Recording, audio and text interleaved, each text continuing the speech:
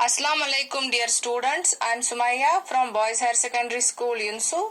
We are studying 4th chapter of history for class 9th and this is my 4th lecture for the 4th chapter, namely Forest Society and Colonialism.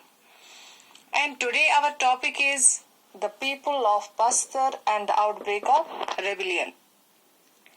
Before studying about the rebellion of Bastar, we will see who were the people of Bastar and where is Bastar located. First of all, let us see the geographical structure of Bastar. This is the outline map of India और इस map में आप देख सकते हो ये है यहाँ पे छत्तीसगढ़ स्टेट, इसी स्टेट में साउदर्न साइड में है बस्तर किंगडम यहाँ पे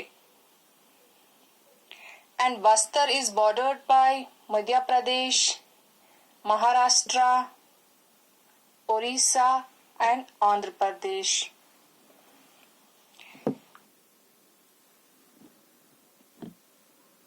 इन स्टेट्स के साथ बस्तर अपना बॉर्डर शेयर करता है। अब हम देखेंगे बस्तर का मैप अलग से, जिसमें हम देखेंगे बस्तर की geographical structure. This is the map of Bastar और मैं आपको फिर से दिखा दूं, ये है यहाँ पे मध्य प्रदेश, यहाँ पे महाराष्ट्र, उड़ीसा एंड आंध्र प्रदेश। बस्तर का जो ये सेंट्रल पार्ट है वो एक प्लेटू है। प्लेटू मतलब टेबल लैंड लाइक दिस। इसका जो ये नॉर्थ साइड है ये प्लेन एरिया है यहाँ पे और साउथ साइड में गोदावरी प्लेन है और गोदावरी रिवर है। इसके अलावा एक नदी भी बस्तर से होकर गुजरती है जिसका नाम है रिवर इंद्रावती। तो ये तो है geographical structure of Bastar. Now we will see who were the people of Bastar. Different tribal communities live in Bastar like Maria, Muria Gonds, Durvas, Batras and Halvas. These people speak different languages but share common customs and beliefs. They all worship earth. क्योंकि इनका मानना था कि जिस जगह वो रहते हैं वो इन्हें धरती ने दी है, इसलिए वो अर्थ की पूजा करते थे, वो अर्थ की रखवाली करते थे। हार्वेस्ट सीजन में एग्रीकल्चरल फेस्टिवल्स भी सेलिब्रेट करते थे। ये जो ट्राइबल पीपल थे ये रिवर्स को, फॉरेस्ट्स को और माउंटेन्स को अपना भगवान मानते थे, इनकी रेस्पेक्ट करते थे। दूसरी तरफ ब्रिटिशर्स के लिए फॉरेस्ट सिर्फ एक जरिया था for getting commercially available products और ये जो ट्राइबल कम्युनिटीज थी इनके लिए फॉरेस्ट्स सब कुछ थे। बस्तर के किंगडम में बहुत सारे छोटे छोटे विलेजेस थे और हर एक विलेज में अपनी अपनी बाउंड्रीज थी। इन बाउंड्रीज के रिसोर्सेज ये यूज करते थे। अगर कभी किसी दूसरे की बाउंड्री से रिसोर्सेज यूज करते थे तो उसके लिए ये एक अमाउंट पे करते थे, a sort of tax like Devsari दंड। इसके अलावा वो एक आदमी भी रखते थे जो जंगलों की हिफाजत करता था। ये तो हमने देखा कि बस्तर के लोग कैसे थे, वो कैसे रहते थे। अब हम देखेंगे the fear of people. Bastar के लोगों में क्या खौफ था। हम अब पढ़ेंगे कि ऐसा क्या हुआ कि ये लोग रेबिलियन करने पे मजबूर हो गए इन 1910 against the British government. The rebellion started in 1905 जब कॉलोनियल गवर्नमेंट ने बस्तर के लोगों को बताया कि बस्तर के जो फॉरेस्ट है उनका 2/3 हिस्सा रिजर्व्ड फॉरेस्ट कैटेगरी में वो शामिल करेंगे। रिजर्व्ड फॉरेस्ट्स ऐसे फॉरेस्ट्स जहां पे अब ये लोग न शिफ्टिंग कल्टीवेशन कर सकते हैं, न हंटिंग और न फॉरेस्ट रिसोर्सेज हासिल कर सकते थे। इस प्रपोजल से बस्तर के लोग बहुत घबरा गए। इस रिजर्व्ड फॉरेस्ट एरिया में सिर्फ कुछ ट्राइबल कम्युनिटीज को रहने की इजाजत दी गई और बाकी सबको वहां से निकाला गया। कुछ लोगों को इसलिए रहने दिया ताकि वो फॉरेस्ट डिपार्टमेंट के काम कर सके और इन्हें नाम दिया गया फॉरेस्ट विलेजेस।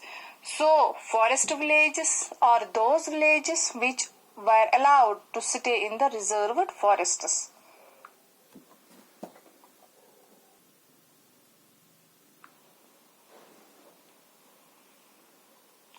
इसके अलावा ब्रिटिशर्स ने रेंट बहुत ज्यादा बढ़ाया था, जिसके चलते फॉरेस्ट लोग बहुत परेशान थे। ब्रिटिशर्स फ्री में फॉरेस्ट लोगों से काम करवाते थे। अनदर फैक्टर, वहां पे एक टेरिबल फेमाइन आ गया फ्रॉम 1907 टू 1908, जिससे ट्राइबल कम्युनिटीज जो है ये बहुत घबरा गए, बहुत लोग मर गए, खाने की कमी हो गई वहां पे। And due to all these reasons, people of Bastar were very angry and against Britishers.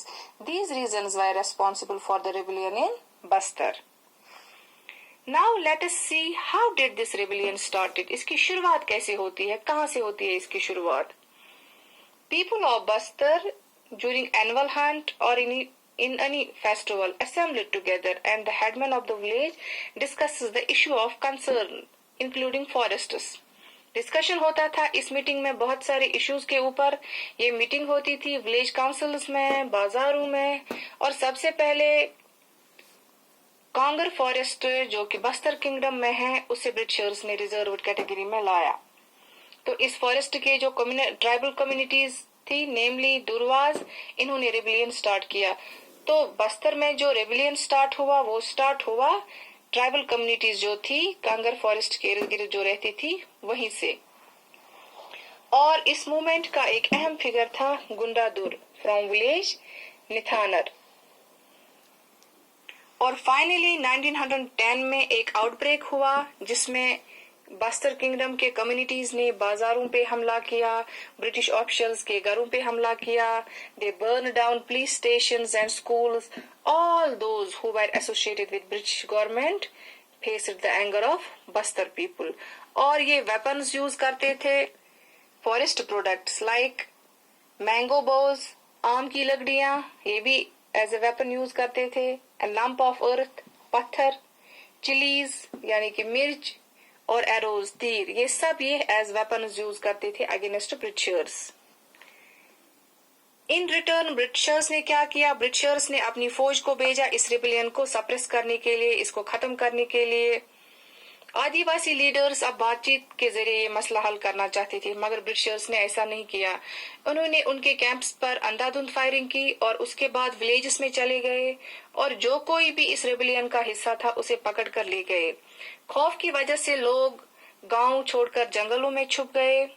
ये सिलसिला चलता रहा 3 महीने तक और फाइनली ब्रिटिश गवर्नमेंट एक एग्रीमेंट पे आ गई जिसमें इन्होंने रिजर्व्ड फॉरेस्ट एरिया को बहुत कम कर दिया। तो ये तो था rebellion of Bastar and a brief introduction about the people of the Bastar. Hope you have understood this topic. Thanks and Allah Hafiz.